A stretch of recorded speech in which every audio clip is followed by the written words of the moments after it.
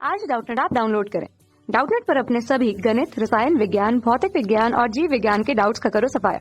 बस प्रश्न की फोटो खींचो, एक ही प्रश्न को क्रॉप करो और तुरंत वीडियो सोल्यूशन पाओ। अभी डाउनलोड करें।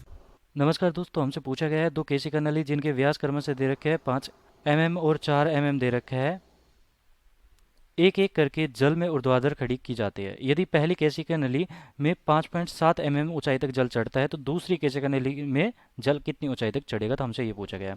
अब देखो, ऊंचाई के लिए हमें सूत्र दिया जाता है कितना। ये देखो, ये केशिका नली में अगर ऊंचाई तक, किसी ऊंचाई तक यहाँ पर जल चढ़ रहा है तो उसके लिए सूत्र क्या दिया जाता है, H बराबर 2t cos theta upon rho G D. अब देखो, ये सारा का सारा हमारा मान क्या होता है, ये डी नहीं होता, ये त्रिज्या होती है आर। ठीक है, अब यहाँ पर हम देखो आर हमारी त्रिज्या होगी केशिका नली की। तो केशिका नली की कुछ इस प्रकार होती है आकृति। तो ये हमारी केशिका नली है और केशिका नली किसी पात्र में रखी जाती है, केशिका नली।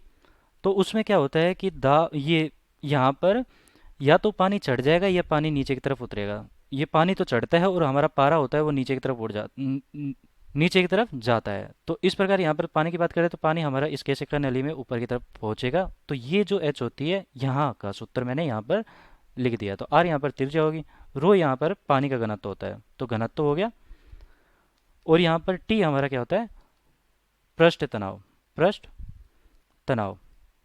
अब थीटा होता है कि ये किस एंगल पे हमारी झुकी हुई है, तो ये थीटा है, झुकी हुई है।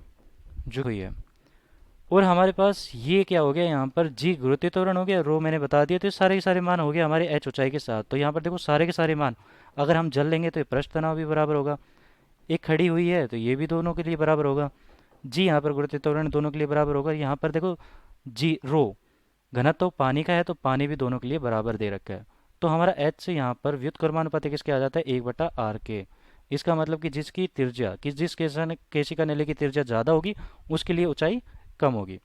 तो H1/H2 बराबर R2/R1, इस प्रकार लिख सकता हूँ इनका अनुपात। तो यहाँ पर कह रहा है कि हमारा H1 यहाँ पर क्या कह रहा है कि यदि पहली में 5.7 mm चढ़ता है तो H2 हमें ज्ञात करना है। तो H2 ये हो गया, R2 यहाँ पर दे रखा है कितना, देखो ये R2 4 सेंटीमीटर, एक तरह से ये वो दे रखा है, व्यास दे रखा है, और ये हमारा 5 mm दे रखा है, और ये 4 mm दे रखा है। तो R2 यहाँ पर 4 mm दे रखा है, या मैं कहूँ कि 4 mm/2, तो 4 mm/2 त्रिज्या होगी, और यहाँ पर हमारा कितना हो गया, 5 mm/2। R1 ये हो गया, तो 2 से तो 2 कट गया, 4/5 ये हो गया।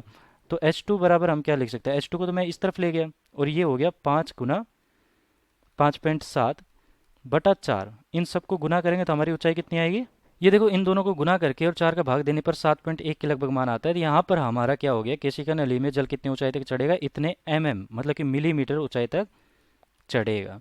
तो ये हमारा अंतिम उत्तर हो जाएगा। धन्यवाद। कक्षा 6 से 12वीं से लेकर नीट, IIT, JEE वो एडवांस के लेवल तक 1 करोड़ से ज्यादा छात्रों का भरोसा। आज ही डाउनलोड करें डाउटनेट ऐप या व्हाट्सएप करें अपने सारे डाउट्स 8400 400 400 पर।